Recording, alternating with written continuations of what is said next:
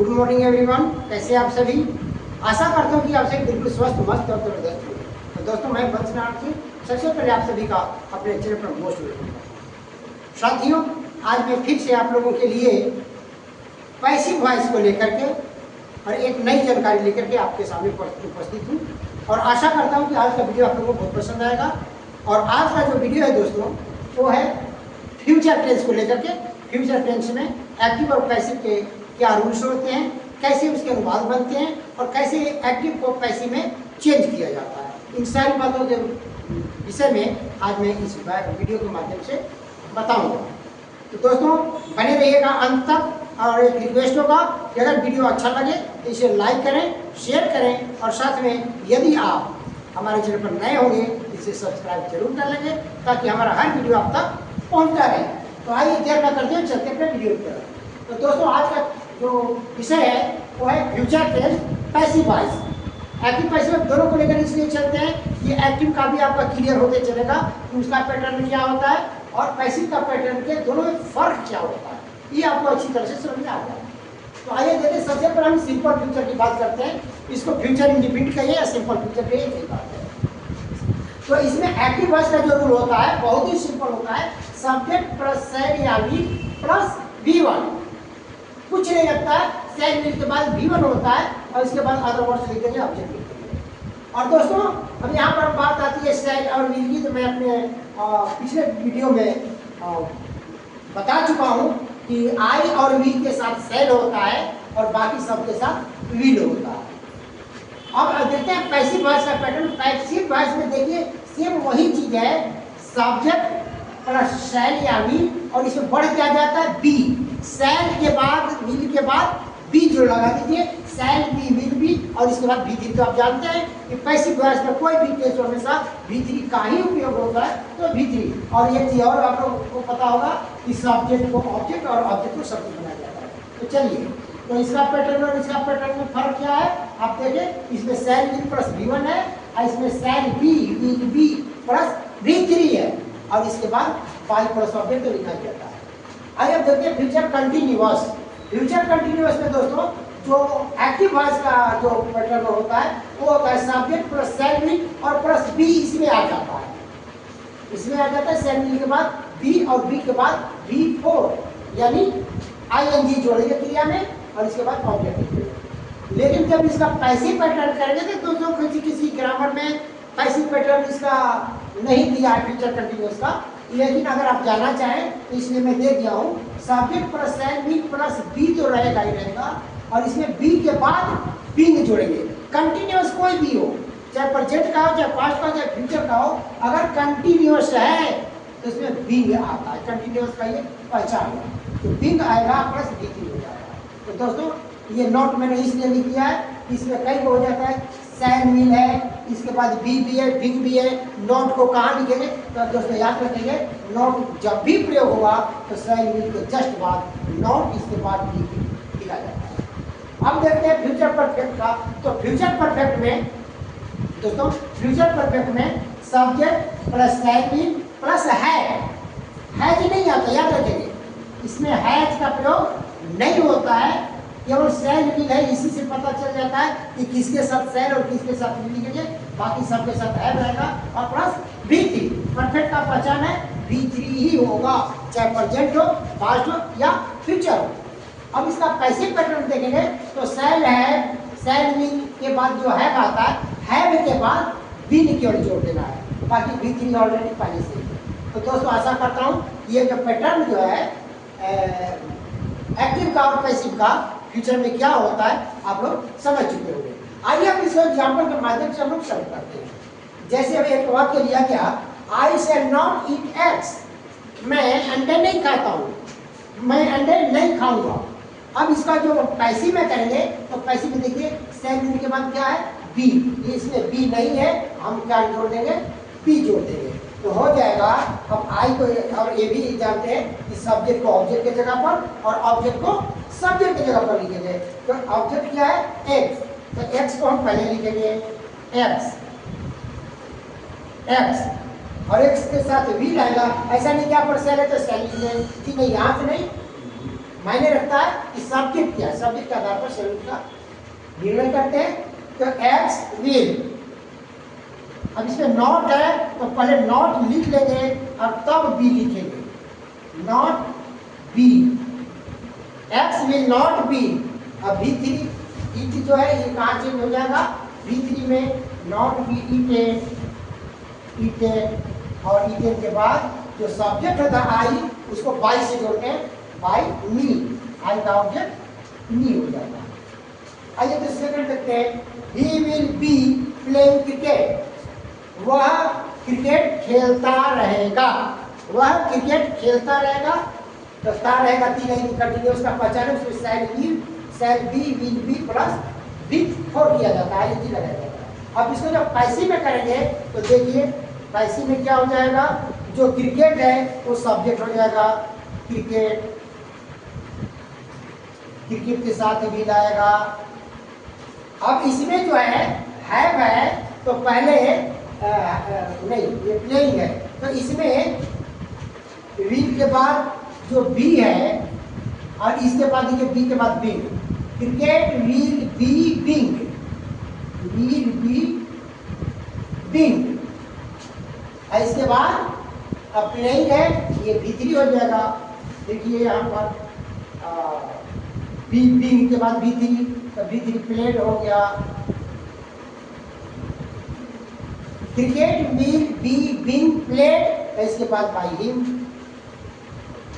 By him, ऐसे करते हैं। एक और सेंटेंस है, they will have some songs, they will have some songs, वे लोग गाना गा चुके होंगे या चाहे गाना गा चुकेंगे। तो अब इसको करेंगे तो सॉन्ग्स जो है ये क्या हो जाएगा, इसको हम सब्जेक्ट बनाएंगे, सॉन्ग्स, सॉन्ग्स विल, ये परफेक्ट का है तो परफेक्ट का पता नहीं, सैड विल के बाद है प्लस बीन है, तो songs will have been, will have been, will have been. अब जो है संग V3 पहले से ऑलरेडी है, तो संग बाई, इसके बाद क्या है देव, ये है तो देव हो गया, हो गया। आइए एक और देखते हैं, we shall not have played cricket, we shall not have played cricket, negative इसमें दिया गया सेंटेंस तो वैसे ही है, तो जो क्रिकेट है पहले लिख लेंगे, क्रिकेट, क्रिकेट वी नॉट, मैंने बताया कि शैल विल के बाद जस्ट नॉट नेगेटिव है, नॉट पहले लिख लीजिए, नॉट हैव और बीन, नॉट हैव बीन, और इसके बाद प्लेड, प्लेड बाई अस। हाँ दोस्तों, आशा करता हूँ कि ये पैटर्न आप लोग अच्छी तरह से समझ चुके होंगे कि फ्यूचर टेंस में जो एक्टिव और पैसिव का क्या रिलेशन है एक दूसरे के साथ और एक दूसरे पे कैसे चेंज किया जाता है। आइए कुछ ट्रांसलेशन हम लोग लेते हैं कि ये तो चेंज करना है, सब्जेक्ट को ऑब्जेक्ट, ऑब्जेक्ट को सब्जेक्ट, और इसके पैटर्न पर चेंज कर देते हैं। लेकिन इसका वाक्य अगर पैसिव वॉइस का डायरेक्ट पैटर्न में आएगा, वाक्य आएगा, तो उसको हम कैसे सॉल्व करेंगे, आइए उसका भी हम देख लेते हैं।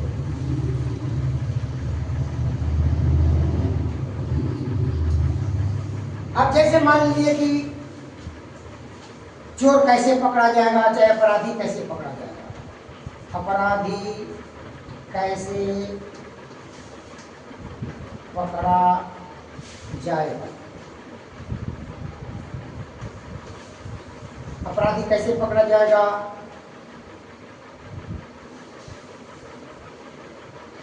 उसे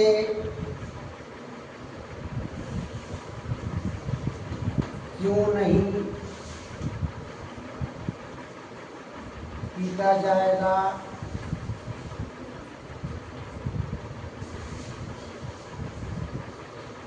और ले लेते हैं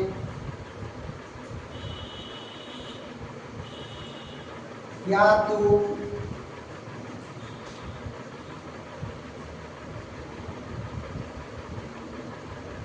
क्या तुम्हें पत्र भेजा जाता रहेगा, भेजा जाता रहेगा।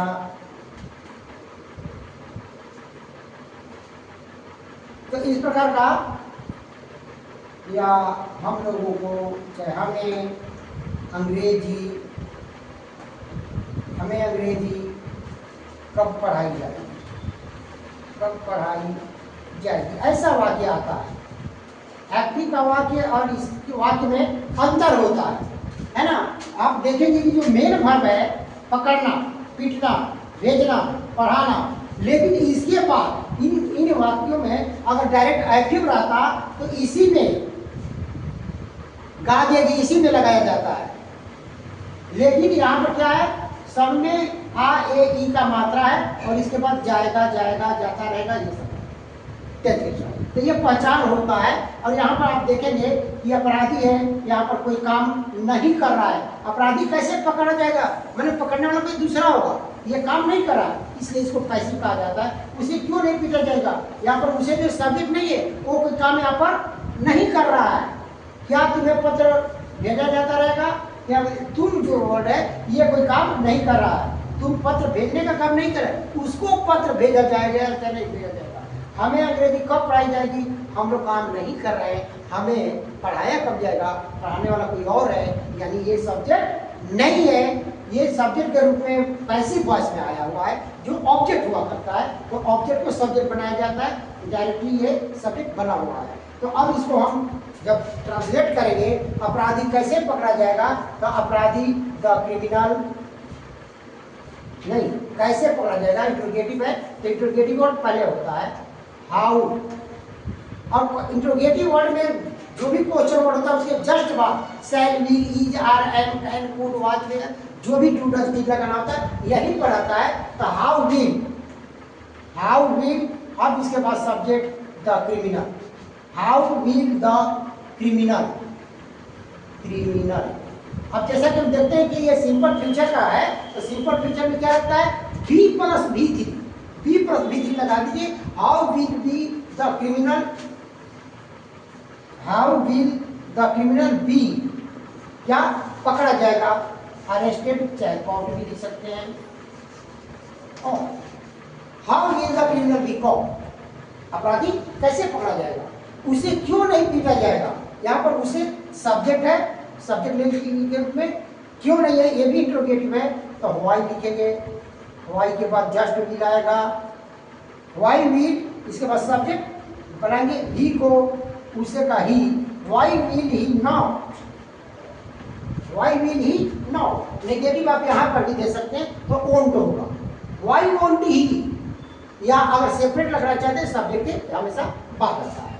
तो why will he not beated, पीटा जाएगा, बीटेड हमेशा बीटी, why will he not beated, और क्यों नहीं पीटा जाएगा। इसके बाद क्या तुम्हें पत्र भेजा जाता रहेगा, ये भेजा जाता रहेगा, तो ये क्या हो गया, फ्यूचर कंटिन्यूअस का है। तो क्या है, तो क्या में जब शुरू में क्या आ जाता है तो आप जानते हैं कि हेल्पिंग वर्ब जो होता है ऑक्सिलरी वर्ब उसको सबसे पहले लिखा जाता है, तो शैल बी। तो क्या तुम्हें यू के साथ विल लिखेंगे, विल यू बी, यहाँ पर विल यू बी, देखिए कंटिन्यूअस में क्या है, शैल बी के बाद बी होता है, तो विल यू बी, यहाँ पर जो पैसिव है तो पैसिव बी के साथ बी, तो विल यू बी बीइंग,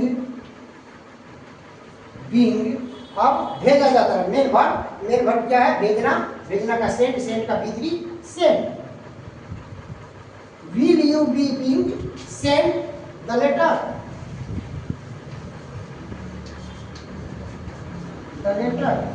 हो गया।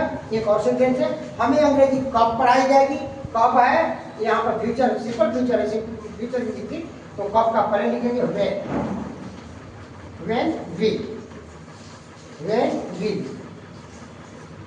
इसके बाद अब जैसे हम हमेशा इसको बनाते हैं, यहाँ पर दो ऑब्जेक्ट है, देखिए हमें भी है, इंग्लिश भी है, तो हम इंग्लिश को इस पर बना कर देखते हैं। तो व्हेन विल इंग्लिश, यहाँ पर वी भी लिख सकते हैं, लेकिन वी लिखेंगे तो वी के साथ जनरली सेल होता है तो सेल लिखेंगे, लेकिन यहाँ पर इंग्लिश को हम सब्जेक्ट बना रहे हैं तो विल। तो when will English, when will English, और इसके बाद है नहीं, ये इंडिफिनिट है तो बी।